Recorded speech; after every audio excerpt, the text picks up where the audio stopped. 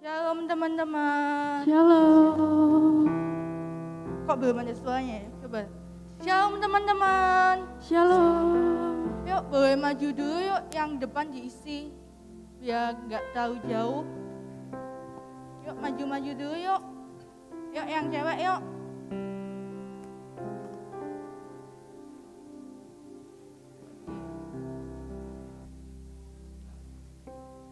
Oke. Gimana nih teman-teman? Udah siap memuji nama Tuhan? Siap nggak? Siap dong, siap. Oke. Mari kita angkat satu pujian.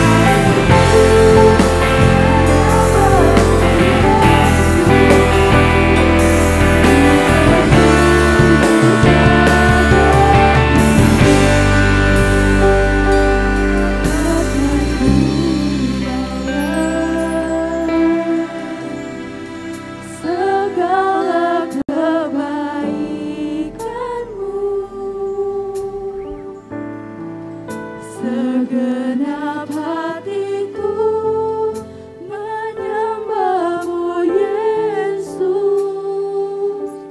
Ku bersyukur padamu. Dengan apa kan ku balas segala kebaikan-Mu.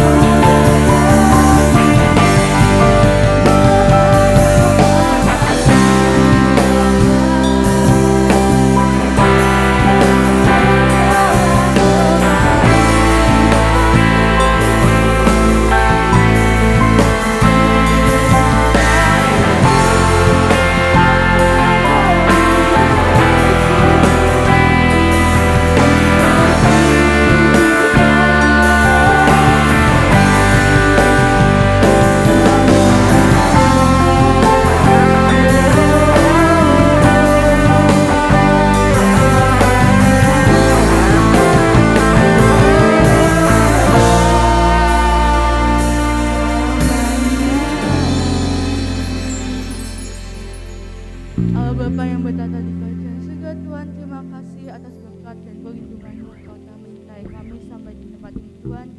Tuhan, kalau sebentar kami akan memuji memuliakan nama-Mu, Tuhan. Engkau berkati jalannya ibadah ini dari awal, pertengahan hingga akhir, agar sesuai dengan rencana-Mu dan dapat berjalan dengan lancar. Terima kasih Tuhan Yesus. Haleluya. Amin. Teman-teman, kita ada di sini semua karena kebaikan Tuhan. Siapa yang di sini merasakan kebaikan Tuhan, boleh angkat tangan. Oke, kita lanjut. Angkat tangan dia.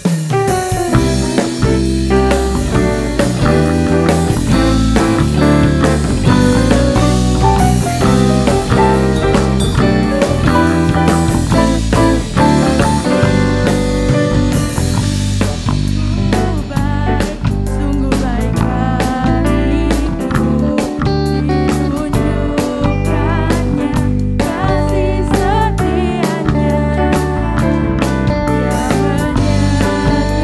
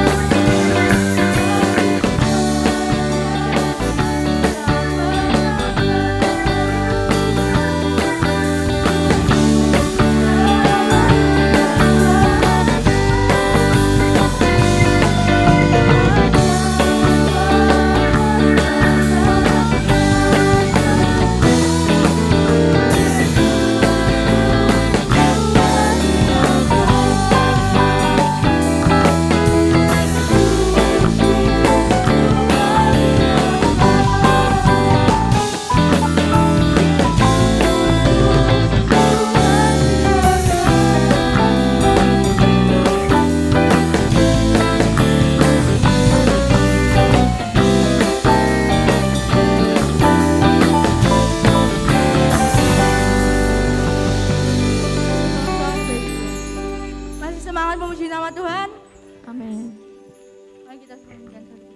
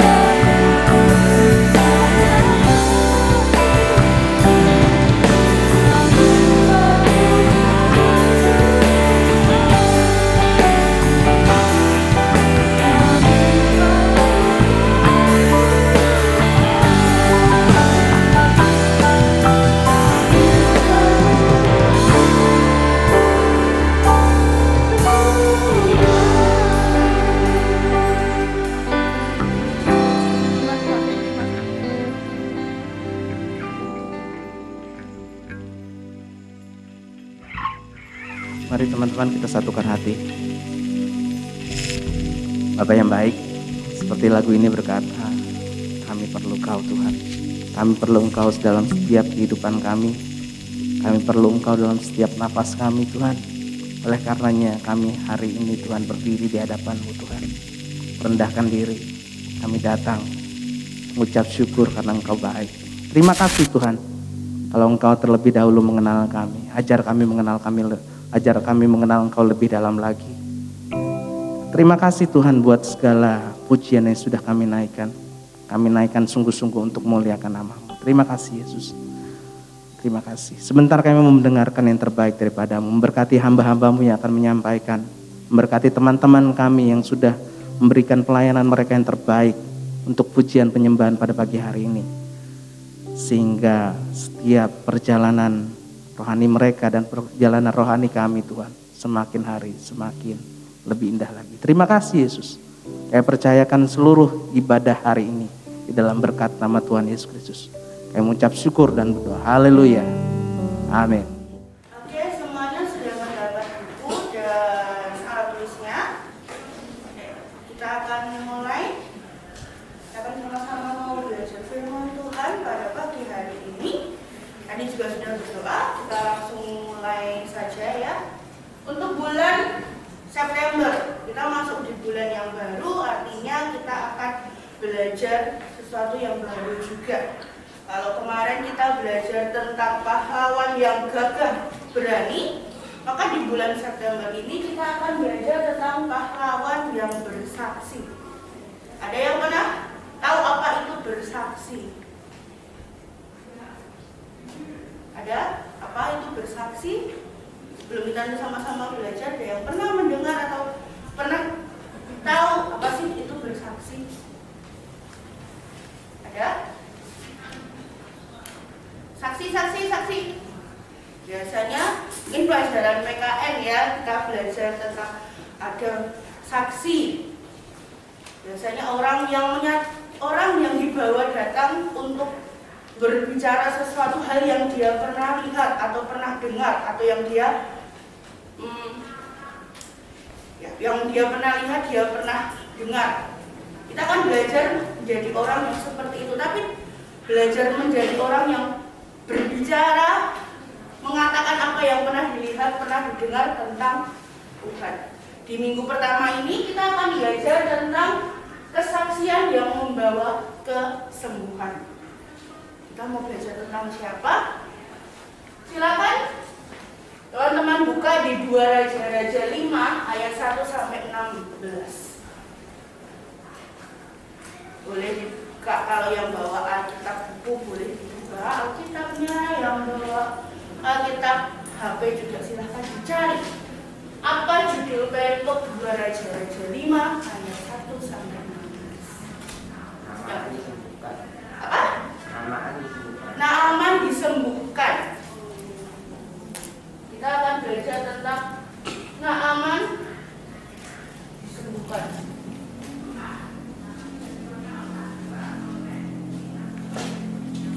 Naaman ini siapa? Ayat pertama. Siapa sih Naaman itu? Panglima Raja Aram. Dia seorang panglima.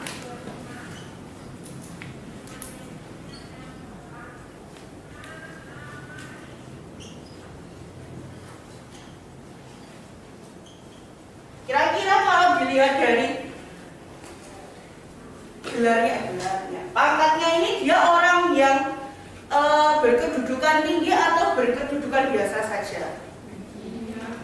Kira-kira kalau sudah pakai nama panglima, tinggi atau biasa saja? Tinggi. Ya, dia seorang panglima, jadi dia seorang pemimpin pasukan.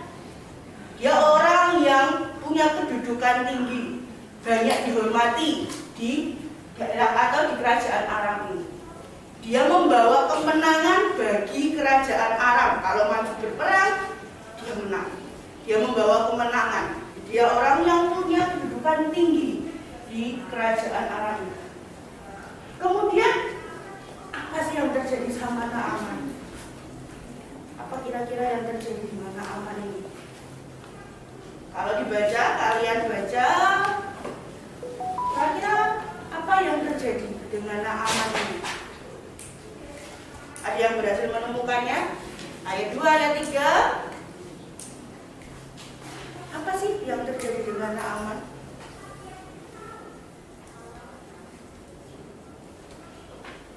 Apa kira-kira yang terjadi?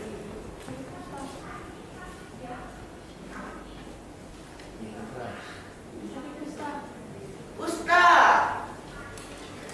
Naaman mengalami satu penyakit yang namanya penyakit kusta, penyakit yang menyerang bagian kulit. Jadi timbul kayak kalau kalian kena cangkrangan atau cacar air, mirip seperti itu penampakannya. Biasanya lebih besar lagi. Nah, Naaman mengalami sakit kusta itu. Dan pada zaman itu penyakit itu tuh dikatakan sebagai penyakit yang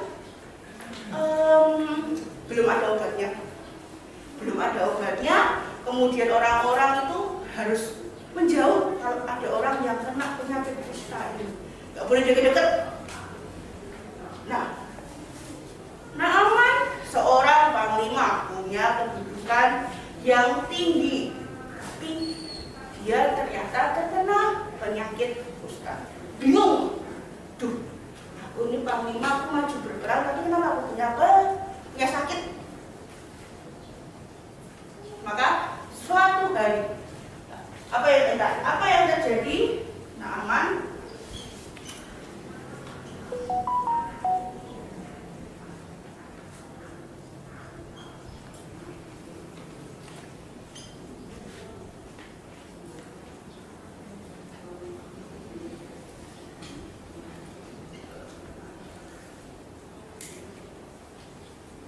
kan dia adalah seorang panglima, punya kedudukan tinggi. Tentu saja di rumahnya pun dia juga memiliki banyak orang yang membantu di dalam rumahnya. Dan salah satu orang di rumahnya, katakanlah salah satu pelayan di rumahnya, adalah seorang bangsa Israel, seorang gadis Israel yang dia ini tahu, dia pernah mendengar seorang dari bangsanya itu yang dapat menyembuhkan Naaman. Gadis ini kemudian mendatangi istri Naaman dan menceritakan seseorang yang dia tahu ini, bahwa di negaranya, di bangsanya itu ada seorang yang mampu menyembuhkan Naaman. Dia menceritakan apa yang pernah dia dengar dari orang lain, bahwa ada seorang di bangsanya, di bangsa Israel itu ada yang bisa menyembuhkan penyakitnya Naaman. Gadis ini kemudian mendatangi istri Naaman dan menceritakan. Istri Naaman kemudian menceritakan kepada Naaman tentang apa yang dia dengar dari si pelayannya ini, gadis pelayannya ini. Kemudian dengan berbekal apa yang sudah Naaman dapatkan dari istrinya yang mendengar dari gadis pelayan ini, kemudian Naaman mendatangi raja untuk mengajukan surat untuk pergi, meminta izin untuk pergi. Jadi Naaman mau pergi menemui orang ini, orang yang diceritakan. Dan orang yang diceritakan ini adalah, ada yang tahu siapa namanya? Siapa di ceritanya? Ya, seorang nabi bernama Elisa. Jadi Naaman mau mendatangi Nabi Elisa. Maka dia meminta izin kepada raja. Raja yang mendengar itu senang.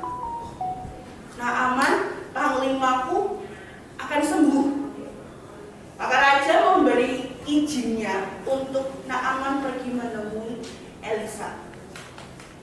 Dan juga diberi samu beberapa barang mewah atau juga ada koin-koin emas dan perak yang dibawa.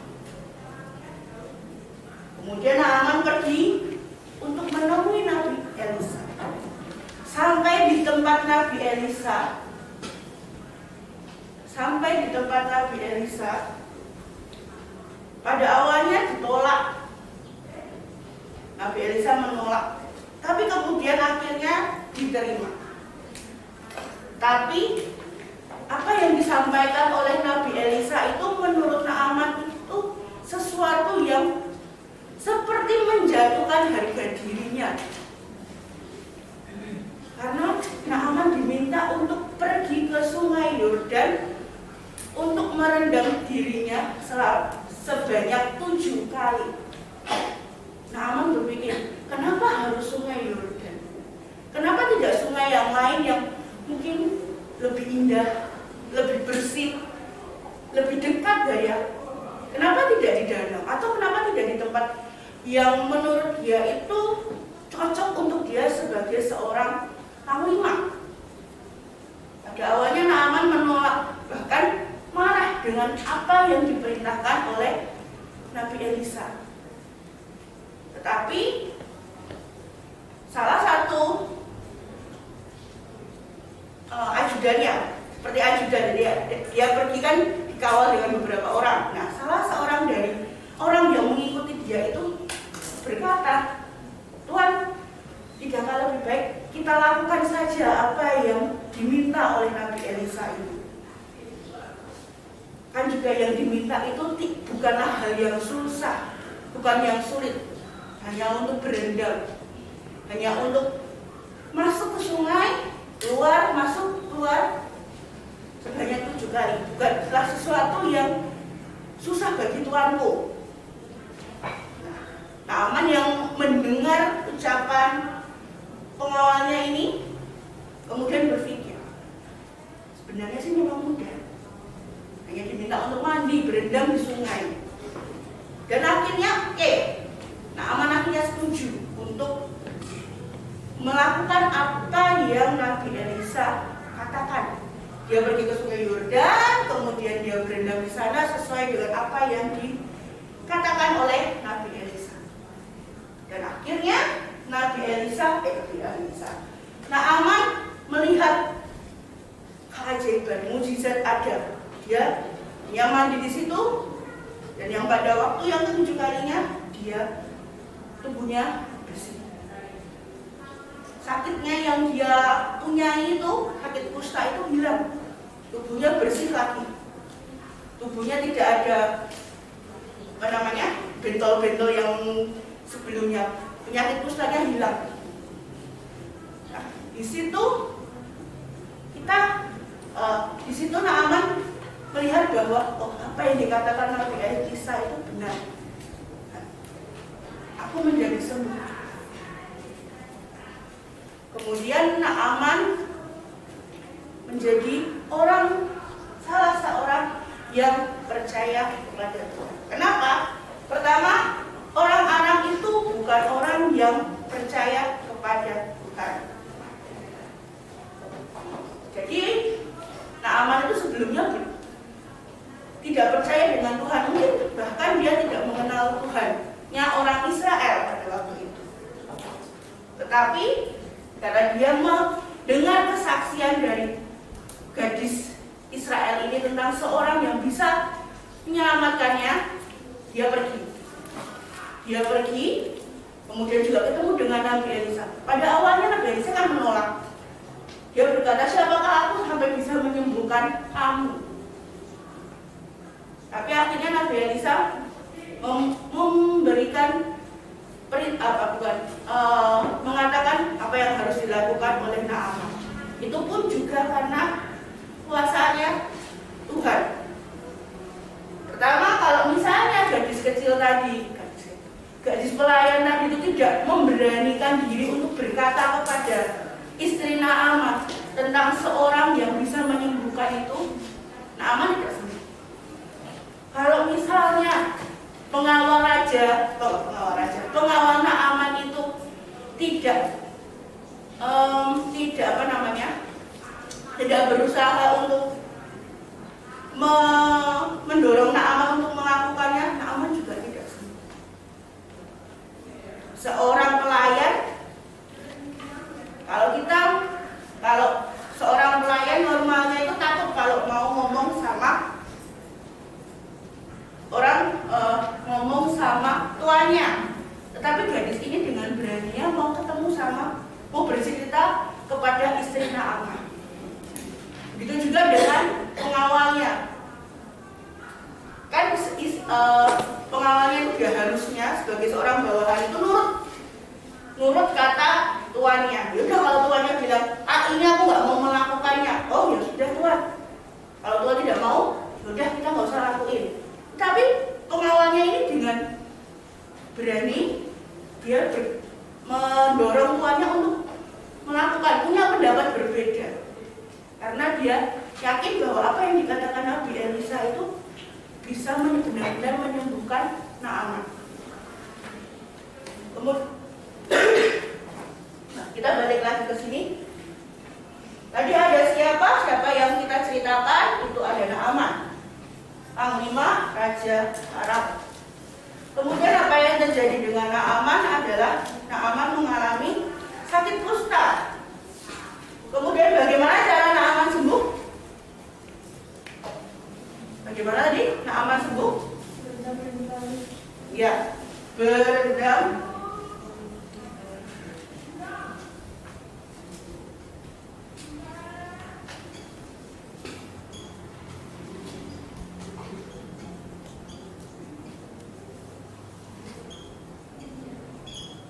Berendam di Sungai Yordan.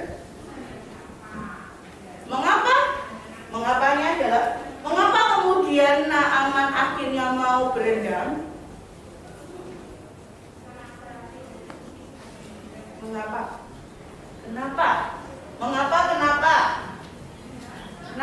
Mengapa Naaman akhirnya mau berendam di Sungai Yordan?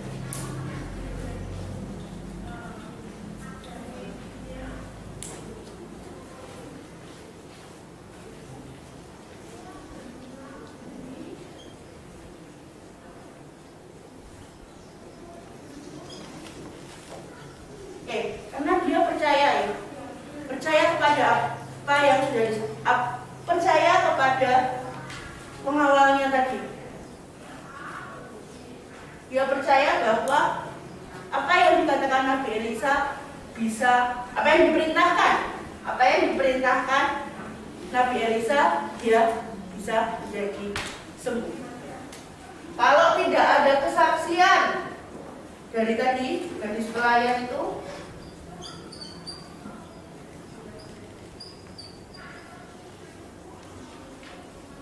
apakah Naaman bisa sembuh? Apakah dia bisa sembuh? Kalau tidak ada cerita bahwa ada seorang dari bangsa Israel yang mampu menyembuhkan Naaman, jika gadis pelayan ini tidak bersaksi kepada istri Naaman, apakah Naaman bisa mendatangi Nabi Elisa dan dia menjadi sembuh? Enggak. Kalau gadis pelayan ini tidak dengan berani mendatangi istri Naaman dan kemudian menceritakan mengenai hal yang pernah dia dengar tentang salah seorang di bangsanya itu, tidak mungkin Naaman bisa sembuh. Gadis ini dengan berani bersaksi kepada istri Naaman yang menyebabkan Naaman menjadi sembuh. Dia bersaksi tentang apa yang didengar dari antara bangsanya mengenai seseorang yang bisa menyembuhkan. Seseorang itu bukan kemudian adalah memang orang itu berpuasa, tapi karena dia adalah seorang nabi dan nabi itu adalah penyambung lidah Tuhan, maka kuasa yang dimiliki oleh nabi ini semuanya adalah milik Tuhan. Jadi Elisa menyembuhkan Naaman itu dengan kuasa Tuhan. Jadi gadis kecil ini adalah menceritakan tentang kuasa Tuhan. Kuasa Tuhan yang mampu menyembuhkan. Dia bersaksi tentang kuasa Tuhan yang mampu untuk menyembuhkan. Maka kita diminta oleh Tuhan untuk menjadi saksinya. Diminta Tuhan untuk menceritakan tentang apa yang sudah Tuhan lakukan di dalam kehidupan kita. Kalau misalnya ini teman-teman mendengar bahwa hari ini tidak jadi ulangan matematika, kalian akan menyimpan informasi itu sendiri atau diceritakan kepada teman-temannya? Kira-kira harusnya hari ini itu ulangan matematika, tapi kalian mendengar dari gurunya, oh hari ini tidak jadi ulangan karena ibu ada acara.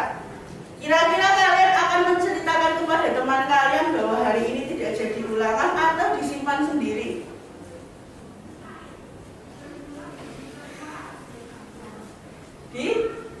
Ya Pak? Diceritakan kan, dikatakan kan, kalian mengatakan kepada teman kalian, teman-teman hari ini kita nggak jadi ulangan, ibunya pergi. Kalau misalnya hal seperti itu pun bisa kalian ceritakan, maka kalian pun juga bisa menceritakan, belajar menceritakan apa yang sudah kalian alami, apa yang sudah Tuhan berikan kepada kalian. Menceritakan hari ini Tuhan memberikan aku kesehatan, untuk aku bisa sekolah, untuk aku bisa beraktivitas, atau Tuhan hari ini memberikan aku nilai yang bagus, Tuhan memberikan aku hadiah.